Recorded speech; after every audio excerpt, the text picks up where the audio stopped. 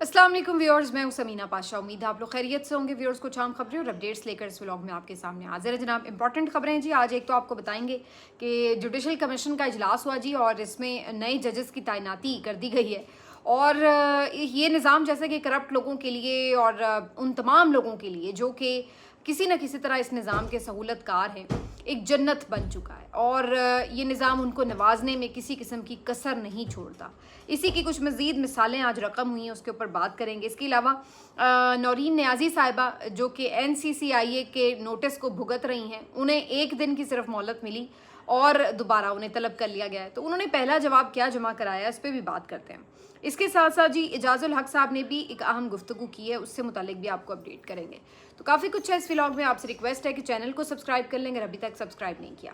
पहले बात कर लेते हैं कि क्या सूरत हाल है जनाब जुडिशल कमीशन के इजलास के बाद। तो जुडिशल कमीशन, जिसके बारे में आप जानते हैं कि ये जजेस की तैनाती के लिए एक तरीक़ाकार है जिसके तहत जजेस को हाई कोर्ट्स में, सुप्रीम कोर्ट में तैनात किया जाता है। अब हाई कोर्ट में 3 जजेस की अपॉइंटमेंट्स की मंजूरी दे दी है जुडिशल कमीशन में, जिसमें जज शाहरुख अंजुमन मौजूद हैं, इसके साथ साथ उमर मजीद शामिल हैं और एडवोकेट अयाज शौकत शामिल हैं। अच्छा, अब इन 3 लोगों के बारे में बड़ी इंटरेस्टिंग बात यह है कि जज शाहरुख अर्जुमन वो जज हैं जिन्होंने तोशा खाना 2 में इमरान खान साहब और बुशरा बीबी साहिबा को सज़ा सुनाई थी। और जबकि बाकी जो दोनों नाम आपको मैंने बताए, उमर मजीद और अयाज शौकत, ये वो हजरात हैं जो प्रोसिक्यूटर थे नैब के और उन्होंने यानी इमरान खान के मुखालिफ केस लड़े। तो अब इसके बाद कुछ मज़ीद बताने की ज़रूरत बाकी नहीं रहती। यानी इस सिस्टम में रहते हुए अगर आपने तमग़े हासिल करने हैं, इस सिस्टम में रहते हुए अगर आपने नौकरी हासिल करनी है, इस सिस्टम में रहते हुए अगर आपने तरक्की हासिल करनी है, इस सिस्टम में रहते हुए अगर आप अमीर होना चाहते हैं, तो इसका बहुत ही आसान तरीका है। और वो तरीका ये है कि आप इमरान खान, PTI, इमरान खान की फैमिली, इन लोगों को बुरा भला कहें, इनकी किरदार कुशी करें, इन पे तनकीद करें, हर मसले का जो मौजिब है और उसका जो इल्ज़ाम है वो आप इमरान खान पर लगाएं। इसके साथ साथ आप इस निज़ाम के तलवे भी चाटें, इस निज़ाम को डिफेंड करें, इस निज़ाम की तारीफ़ करें और इस निज़ाम के जितने भी पुर्ज़े हैं उन सब को खराज तहसीन पेश करें। तो अगर आप में ये क्वालिटीज़ हैं तो आप कितने ही नालायक हों, आप कितने ही निकम्मे हों, आप कितने ही करप्ट हों, आपको कोई ख़तरा नहीं है, बल्कि उल्टा आपके लिए आगे बढ़ने के चांसेस जो हैं वो ज़्यादा रहते हैं। तो ये एक अफसोसनाक सूरत हाल का सामना है। जुडिशल कमीशन का जो इजलास हुआ है उसमें जो बैरिस्टर गौहर और बैरिस्टर अली ज़फ़र पाकिस्तान तहरीक इंसाफ की तरफ से मेंबर्स हैं, लेकिन बैरिस्टर गौहर ने ये तय किया कि इस इजलास में PTI शिरकत नहीं करेगी, बॉयकॉट करेगी। अली ज़फ़र साहब जो हैं वो इस बात के हामी थे कि ज़रूर शिरकत करना चाहिए और अपना पॉइंट ऑफ व्यू सामने रखना चाहिए। बहुत से लोग इसको कह रहे थे कि जी ये PTI ने बॉयकॉट करके फ्री हैंड दे दिया और जजेस की तैनाती हुकूमत ने अपनी मर्ज़ी से कर ली। तो बात बड़ी सीधी सी है, अगर ये लोग शिरकत कर भी लेते तो भी मेजॉरिटी चूँकि इस वक्त हुकूमती मेंबरान की है जुडिशल कमीशन में और हुकूमत के हामी लोगों की है, तो उनको अदरवाइज़ भी कोई प्रॉब्लम ना होती इस तैनाती के लिए। तो लिहाजा जुडिशल कमीशन की तश्कील ही इस तरह से की गई है कि हुकूमत को अपने मनपसंद जजेस को भर्ती करने में कोई तकलीफ़ या जहमत ना उठानी पड़े। तो इसमें अपोजिशन शिरकत करे या ना करे, इससे कोई फ़र्क नहीं पड़ता। उन्होंने जो अपॉइंटमेंट्स करनी है वो उन्होंने कर ही लेनी है। लेकिन फिर PTI कहाँ स्टैंड करती है? जो PTI की इसके ऊपर कमज़ोरी है वो ये है कि PTI इस हवाले से कोई एक फ़ैसला कर ही नहीं पाती। कभी ये लोग कहते हैं कि जी हमने शिरकत ही नहीं करनी, हमने बॉयकॉट करना है। कभी किसी इजलास के मौके पर कह देते हैं कि हमने शिरकत करनी है और अपना विजन देना है। कभी कह देते हैं कि नहीं, हमने अब दोबारा बॉयकॉट करना है। अब इस कन्फ्यूज्ड स्टेट में ये सवाल फिर उठते हैं कि भाई आप खड़े किस तरफ हैं? या तो आप ये कह दें कि चूँकि एक गैर आइनी तरमीम के नतीजे में ये जुडिशल कमीशन की तश्कील हुई, इस वजह से इसकी गैर आइनी तश्कील की वजह से जितनी अपॉइंटमेंट्स हो रही हैं हम नहीं समझते कि वो दुरुस्त हैं, लिहाजा हम उसका पार्ट नहीं बनेंगे। तो आप एक ही दफ़ा एक फ़ैसला कर लें और उसके बाद कोई भी इजलास हो, किसी भी हवाले से हो, आप उसमें शिरकत ना करें क्योंकि आप अपने एक उसूली मौक़िफ़ के ऊपर कायम हैं। या फिर आप ये तय करें कि भाई चूँकि अब बेशक हम इसे गैर आइनी समझते हों, बेशक हम इस पार्लियामेंट को ही जाली समझते हों, लेकिन जो एक चीज़ कानून में आ चुकी है, जो गज़ट का हिस्सा बन चुकी है, تو اس میں ہم اب اس کو روک تو نہیں سکتے. تو لہٰذا ہم اس میں جتنا بھی ہو جو ہمارا ایک قانونی طور پر کردار بنتا ہے, جو ہم ریکارڈ پہ چیزیں لا سکتے ہیں, وہ ہم لے آئیں اور ہم شرکت کرتے رہیں گے. لیکن پی ٹی آئی کوئی ایک فیصلہ نہیں کر پاتی, اور یہ کوئی ایک جگہ پہ ان کا مسئلہ نہیں ہے, یہ ہر جگہ پہ آپ کو نظر آتا ہے. عدالتوں میں جانا ہے یا عدالتوں میں نہیں جانا, آئینی عدالت میں جانا ہے یا آئینی عدالت میں نہیں جانا, اسٹینڈنگ کمیٹیوں میں بیٹھنا ہے یا اسٹینڈنگ کمیٹیوں میں نہیں بیٹھنا, ہر جگہ پہ آپ کو یہی کنفیوژن نظر آتی ہے. بہت سے لوگ ایک چیز کے حامی ہوتے ہیں, بہت سے دوسرے لوگ اس چیز کے حامی نہیں ہوتے. یہ تو چلیے ہر پارٹی میں ایک اختلاف ہو سکتا ہے اور ہونا بھی چاہیے, ظاہر جمہوریت اسی کا نام ہے. لیکن جب آپ میجورٹی سے ایک فیصلہ کر لیں تو پھر اس کے بعد آپ کو اسٹرکٹلی کاربند رہنا چاہیے. پھر یہ نہیں ہے کہ آپ ادھر ادھر ڈولتے پھریں کہ جناب کبھی آپ شامل ہو رہے ہیں کبھی آپ نہیں. اس سے ہوتا یہ ہے کہ پھر پتہ یہ چلتا ہے کہ آپ کے پاس کوئی واضح اسٹریٹجی نہیں ہے, اور اگر آپ کسی اصول پہ کھڑے ہیں تو پھر اس اصول کے ساتھ کھڑے ہو جائیں, پراپرلی کھڑے ہو جائیں. تو یہ آدھا تیتر اور آدھا بٹیر والا جو معاملہ ہے یہ ان کا ہر معاملے میں ہے. احتجاج میں بھی ان کا یہی حال ہوتا ہے, مفاہمت کرنی ہے نہیں مزاحمت کرنی ہے, آدھے مزاحمت کے ساتھ کھڑے ہوں گے آدھے مفاہمت کے ساتھ کھڑے ہوں گے. اب تو خیر آدھے بھی نہیں, سارے ہی مفاہمت کے ساتھ آلموسٹ کھڑے ہو گئے, اور اس کا نتیجہ پھر یہ نکلتا ہے کہ نہ مفاہمت ٹھیک طرح سے ہو پاتی ہے اور نہ ہی مزاحمت ٹھیک طرح سے ہو پاتی ہے. جب آپ یکسو ہی نہیں ہوتے کہ آپ کرنے کیا جا رہے ہیں تو اس وقت تک آپ کو کامیابی نہیں مل سکتی, چاہے آپ مزاحمت کریں چاہے آپ مفاہمت کریں. لیکن جو بھی کریں ایک چیز طے کر لیں. ابھی میں اعجاز الحق صاحب کا ایک انٹرویو دیکھ رہی تھی نعیم اشرف بٹ صاحب کے ساتھ, اور وہ یہ بیسیکلی بتا رہے تھے کہ جو اس حکومت کے معاملات ہیں وہ اچھے نہیں چل رہے, تو خیر دنیا کو پتہ ہے. اب وہ یہ کہتے ہیں کہ جی ہر کوئی یہ سمجھتا تھا کہ جناب اس کے بعد کوئی آپشن نہیں ہے اور جو اس کے ساتھ معاملات چل رہے ہیں وہ ویسے ہی چلتے رہیں گے.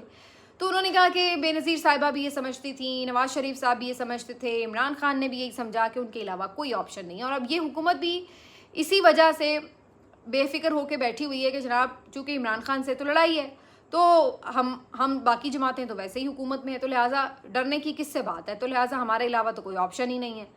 تو اعجاز الحق صاحب کہتے ہیں کہ پھر ان کو بھی بعض اوقات سمجھا دیا جاتا ہے کہ بھائی آپ ایک حد تک ہی جو ہے برداشت کیے جائیں گے, الٹیمیٹلی آپ کو بھی فارغ کر کے کوئی بھی آپشن کریٹ کیا جا سکتا ہے, یہ کوئی اتنا بڑا مسئلہ نہیں ہے. تو اعجاز الحق صاحب کہتے ہیں کہ عمران خان سے بات چیت چلتی رہتی ہے, ابھی بھی چل رہی ہے, اور ان کے بہت سے معاملات کے اوپر پیش رفت ہوتی ہے, لیکن ایک دو دفعہ تو بہت اچھی سنجیدہ پیش رفت ہوئی, لیکن اس کے باوجود بالکل معاملات جب فائنل ہونے کی طرف جا رہے تھے تو کچھ کرداروں نے ان کو خراب کر دیا. بہرحال میں یہ نہیں کہہ رہی کہ اعجاز الحق صاحب کی ساری باتیں اے ٹو زیڈ ٹھیک ہیں, لیکن کہنے کا مقصد میرا یہ ہے کہ اس حکومت کے لیے ہر طرف سے اب اسی طرح کی جو آوازیں ہیں وہ آنا شروع ہو چکی ہیں. جو ہم پہلے مختلف کالم نگاروں کی بات کرتے رہے ہیں, ان کی آرٹیکلز میں یہ بتایا جاتا رہا ہے کہ جی یہ حکومت جو ہے اس کے لیے اب مشکلات کا ٹائم شروع ہو رہا ہے. اس میں جو حکومت کے اپنے حامی صحافی سمجھے جاتے ہیں ان کے بھی آرٹیکلز اور انالیسس شامل ہیں. ابھی میں دیکھ رہی تھی آج فہد حسین صاحب نے بھی ایک آرٹیکل لکھا ہے, اور انہوں نے بھی کم و بیش یہی بات کی ہے کہ اس حکومت کو جتنا آئیڈیل سینیریو ملا ہے اتنا کسی پاکستان کی حکومت کو نہیں ملا. یعنی آپ کو اسٹیبلشمنٹ کی اتنی 100% اور غیر مشروط قسم کی سپورٹ ملی کہ کوئی آپ کو یعنی ان کی طرف سے تنگی نہیں آئی. اس کے علاوہ اپوزیشن نام کی کوئی چیز ایگزسٹ ہی نہیں کر رہی, یعنی اپوزیشن سے آپ کو کوئی خطرہ نہیں تھا, اپوزیشن نے آپ کو کوئی ٹف ٹائم نہیں دیا, اپوزیشن کو کچل دیا گیا, اس حد تک کچل دیا گیا کہ حکومت کے لیے وہ ایک پریس کانفرنس تک بھی بیچارے نہیں کر پا رہے ہوتے. تو اپوزیشن کا بھی آپ کو کوئی چیلنج درپیش نہیں تھا. اگر عالمی حالات کی بات کی جائے تو وہ بھی آپ کے فیور میں چلے گئے.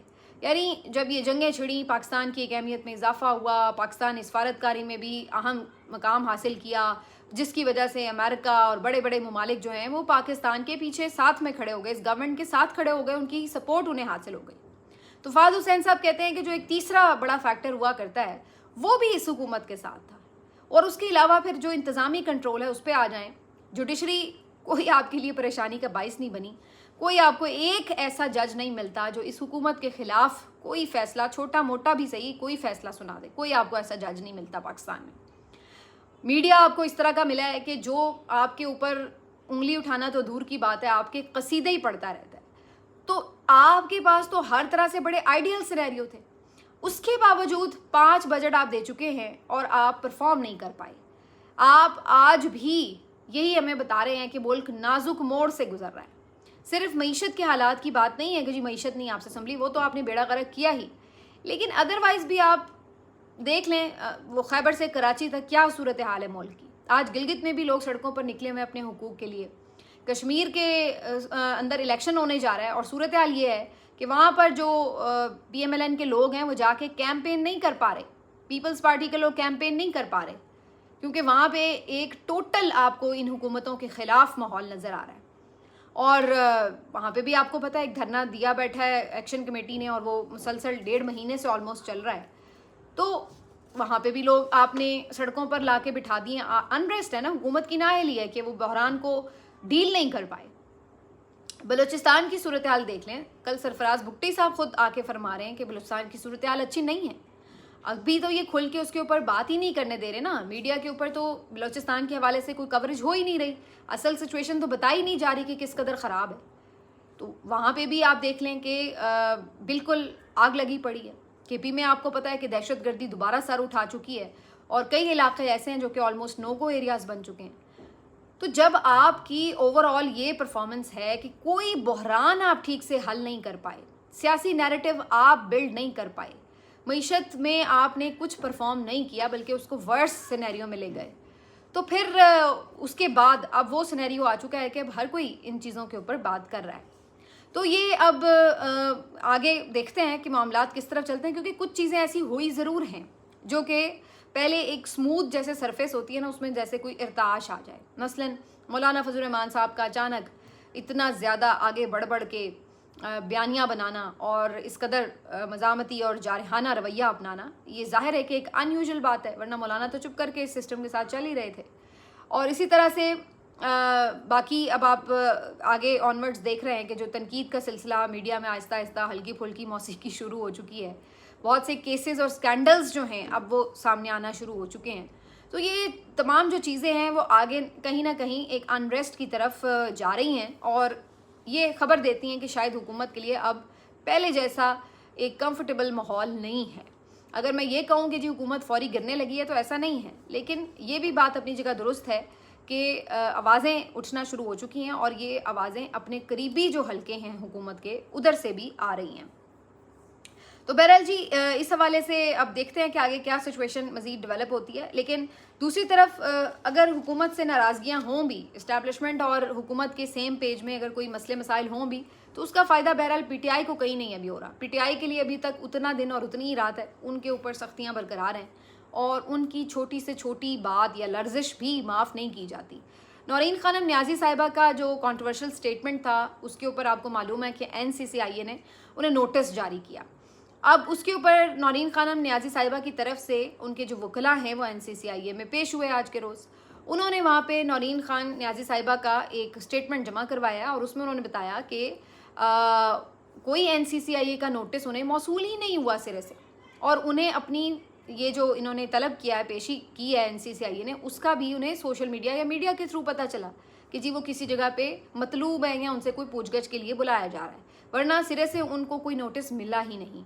तो उन्होंने कहा है कि जी उनको प्रोवाइड किया जाए कि आखिर क्या किस मसले के ऊपर, किस गुफ्तगू और किस बयान के ऊपर जो है उनकी राय या जो भी जवाब तलबी हो रही है, और उन्होंने उसके लिए मोहलत मांगी। अच्छा, इंटरेस्टिंगली इनके जो वकला हैं वो अभी जवाब जमा करा के बाहर भी नहीं निकले। पता लगा कि अगले ही दिन उनको दोबारा तलब कर लिया गया है। यानी जो नौरीन खानम न्याजी साहिबा ने जवाब जमा कराया था, NCCIA ने अभी वो जवाब पढ़ा भी नहीं और पहले ही से उनको अगले दिन का नोटिस जारी कर दिया। तो इसी से आप अंदाज़ा लगा लें कि चीज़ें किस तरीके से, कितना आइनी और कानूनी तरीके से और कितने SOPs को फॉलो करते हुए चलाई जा रही हैं। तो बहरहाल नौरीन खान न्याजी साहिबा की तरफ से ज़ाहिर उनके वकला फर्दर अभी पेश होंगे और देखते हैं कि इस मामले को कितना ये तूल देते हैं। लेकिन जो सोशल मीडिया पे अगर हम इसके ऊपर नोटिस करें तो ये सवाल सब अब उठाते नज़र आ रहे हैं कि भाई एक तरफ मौलाना फजल रहमान साहब जो हैं वो क्रीज से बाहर निकल कर आपको छक्के मार रहे हैं, तो उनकी तरफ तो आप चूँ चरा नहीं कर रहे। बल्कि राना सनाउल्लाह साहब का मैंने आज स्टेटमेंट देखा, उन्होंने कहा जी हम कोई दिलचस्पी नहीं रखते मौलाना के ख़िलाफ़ कोई मुकदमा दर्ज कराने में, ठीक है। तो उनके बयानात से आपको कोई प्रॉब्लम नहीं है, चाहे वो कितने ही सख्त बयानात दे रहे हों। लेकिन मौलाना फजल रहमान साहब के बरक्स नौरीन खानम न्याजी साहिबा, जो कि कोई सियासी लीडर नहीं है, जिनके कोई लाखों करोड़ों फॉलोअर्स नहीं हैं, जिनका कोई ऑफिस, पब्लिक ऑफिस होल्डर भी जो नहीं है, और जिन्होंने कोई अपनी तकरीर उस तरह से नशर भी नहीं की, वो तो उनका क्लिप लीक करके चलाया गया है, ان کو آپ اتنی سختی سے ہینڈل کر رہے ہیں کہ جناب ان کی آپ کو اس کے اوپر مقدمہ بھی درج کرنا ہے، ان کی جواب طلبی بھی کرنی ہے، ان کو آپ نے سزا بھی سنانی ہے. تو یہ اب چیزیں جو ہیں یہ ڈھکی چھپی نہیں ہیں.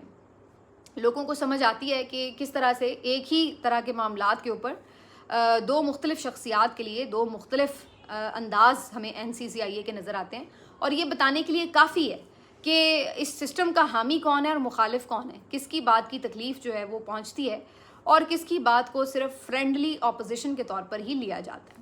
ملتے ہیں آپ سے اگلے ویلاگ میں، اپنا خیال رکھیے. اللہ حافظ.